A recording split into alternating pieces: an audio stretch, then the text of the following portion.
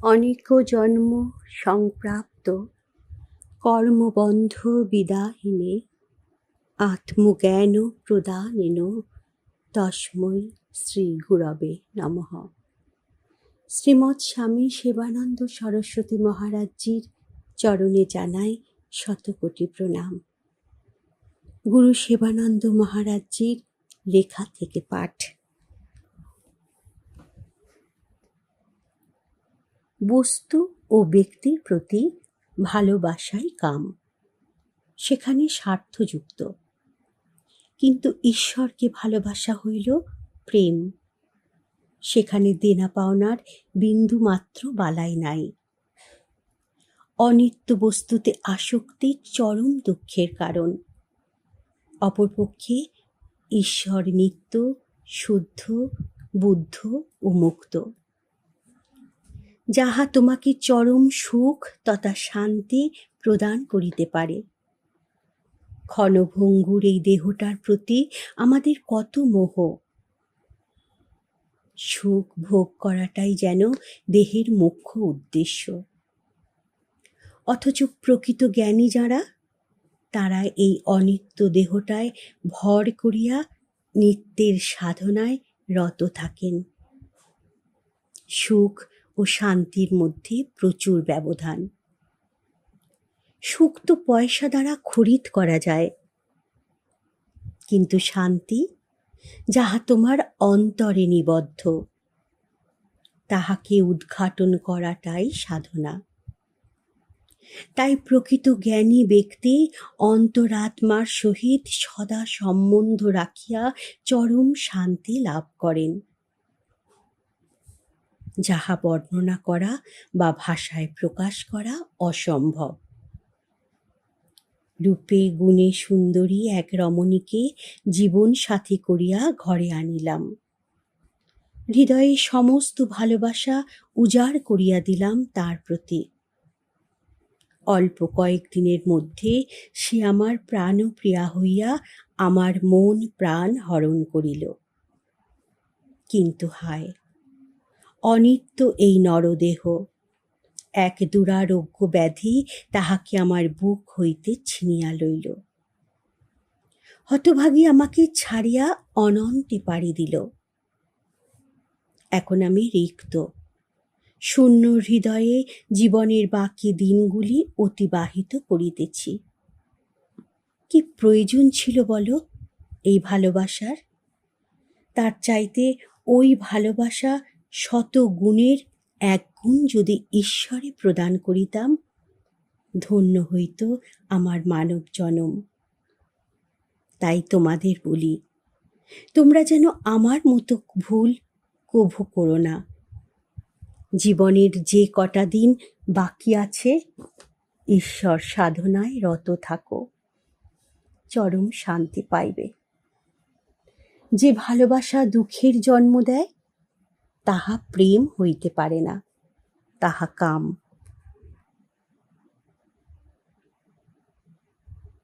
ঈশ্বর মঙ্গলময়, তিনি সবার হৃদয়ে বিরাজমান, কেবল সাক্ষী স্বরূপ। জীব যেমন যেমন কর্ম করে, তেমন তেমন ফল ভোগ করে। ইহাতে ঈশ্বরের কোনো হাত নেই। তিনি কাহারও জন্য সুখ বা দুঃখ অনুভব করেন না।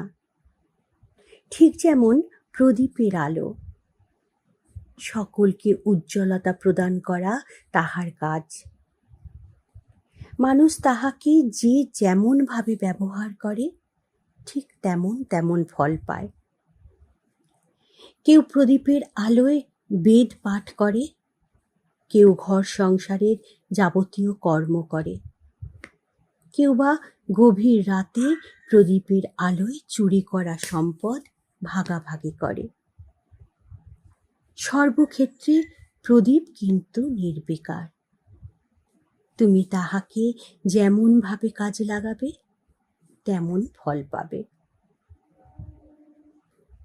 একই ঘট মাটির তৈয়ারি, কেউ তাহাকে রান্নার কাজে ব্যবহার করে, কেউ বা পূজার ঘট হিসাবে। আবার কেউ বা শ্মশানে ছেলে পোতায় ব্যবহার করে। এতে ঘট কিন্তু নির্বিকার, তাহাকে মানুষ যেমনভাবে ব্যবহার করে তেমনি ফল পায়। আসল কথা হইল ঈশ্বর সবার হৃদয়ে বিরাজমান। তাহার কৃপায় শারীরবৃত্তীয় সকল কর্ম নিয়ন্ত্রিত হইতেছে, কিন্তু দুরাচারী মানুষ সেই শরীরের ভোগের জন্য কত না দুষ্কর্ম করিয়া নিজেকে নরকগামী করিতেছে।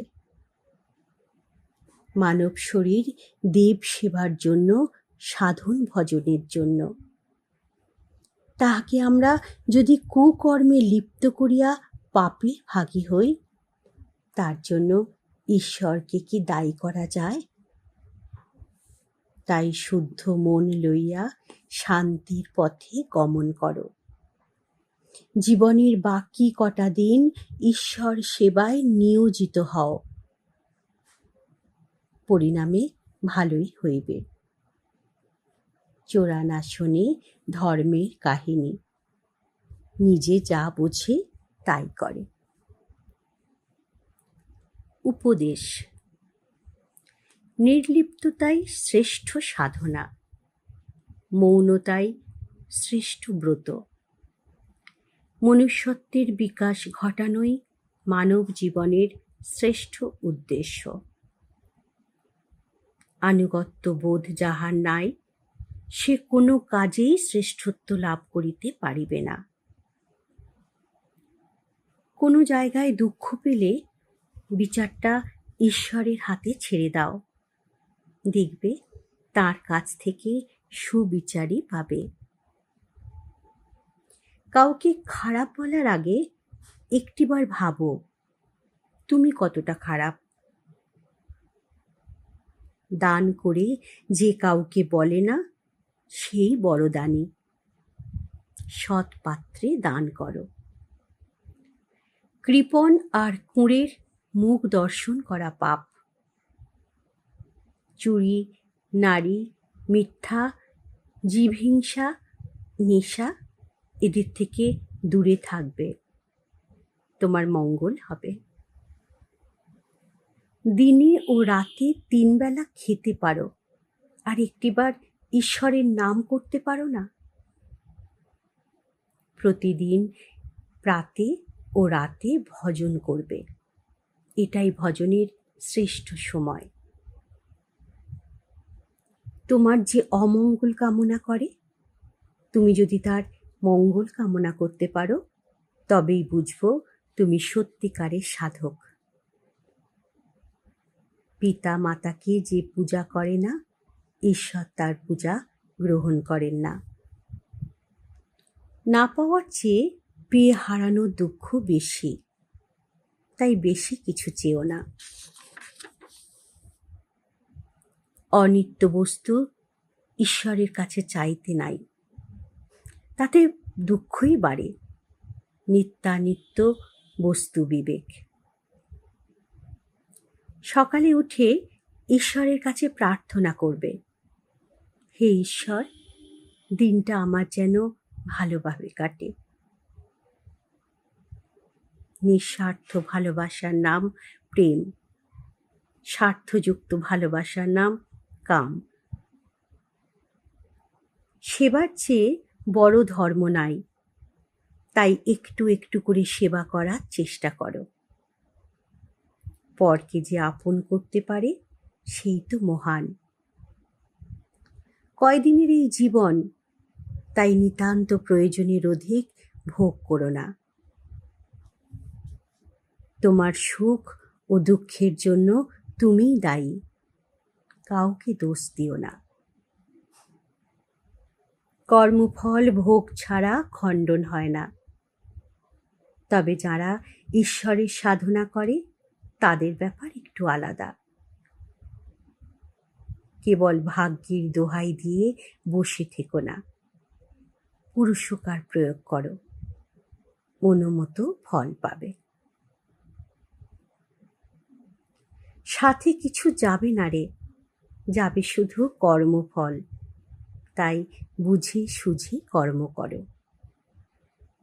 আমি একা এসেছি, একাই যাব, কেউ আমার সঙ্গে যাবে না। আমার দেহটাও আমার নয়। আমি কিছুই নিয়ে আসিনি, কিছুই নিয়ে যেতে পারবো না। তবে এত ভাবনা কেন? মৃত্যুর কোনো বয়স নাই, যে কোনো মুহূর্তে চলে যেতে হবে।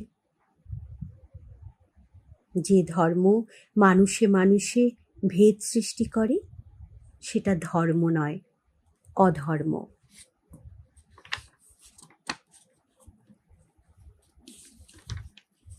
ধর্মকে আলাদা করে দেখো না, তুমি নিজেই আলাদা হয়ে যাবে।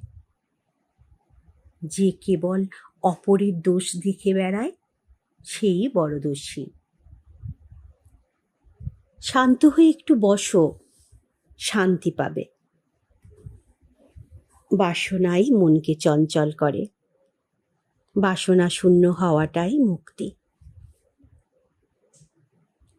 চঞ্চল মনই সর্বদুঃখের মূল। স্থির হয়ে একটু বসো। তুমি নিজে ভালো হও, তোমাকে দেখে অন্যেরা ভালো হয়ে যাবে। সৎসঙ্গ আর সদাচারে মানুষকে ধর্মপথে এগোতে সাহায্য করে। কাম, ক্রোধ আর লোভ এরাই মানুষের বড় শত্রু, সাধনায় বাধা সৃষ্টি করে। মন ও মুখ এক করো, এটা মস্ত বড় সাধনা। যার মন মুখ এক নয় সেই সত্যিকারের ব্যভিচারী। তর্ক করে মূর্খে, পারলে যুক্তি দিয়ে বোঝাবার চেষ্টা করো। তাছাড়া তুমি বোঝাবার কে? ভজন সাধন অতিশয় গোপনীয় ব্যাপার, কারো কাছে বলো না, এতে তোমার ক্ষতি হবে। যার সঙ্গ তোমাকে কুপথে নিয়ে যায় তার সঙ্গ কদাচ করবে না। গুরুকে দিনে ও রাতে সব সময় দেখবে, তবেই তাকে চিনতে পারবে। নচেত গুরু ও শিষ্য উভয়েই মরবে। চাওয়া আর পাওয়ার অন্ত নাই, ক্রমশই বাড়তে থাকে। শেষে বিরাট অতৃপ্তি নিয়েই চলে যেতে হয়। এটাই পাপ। তোমায় কেউ কটু কথা বলল, তুমিও তাকে গালি দিলে। তোমরা দুজনেই সমান। ঈশ্বর তোমাদের বিচার করবেন না। নমস্কার। প্রার্থনা করি সকলে ভালো থাকুন, আনন্দে থাকুন। আর আমাদের এই প্রচেষ্টায় যদি কোনো ত্রুটি থাকে বা উচ্চারণে ভুল থাকে তবে নিজ গুণে ক্ষমা করে দেবেন। জয় গুরু।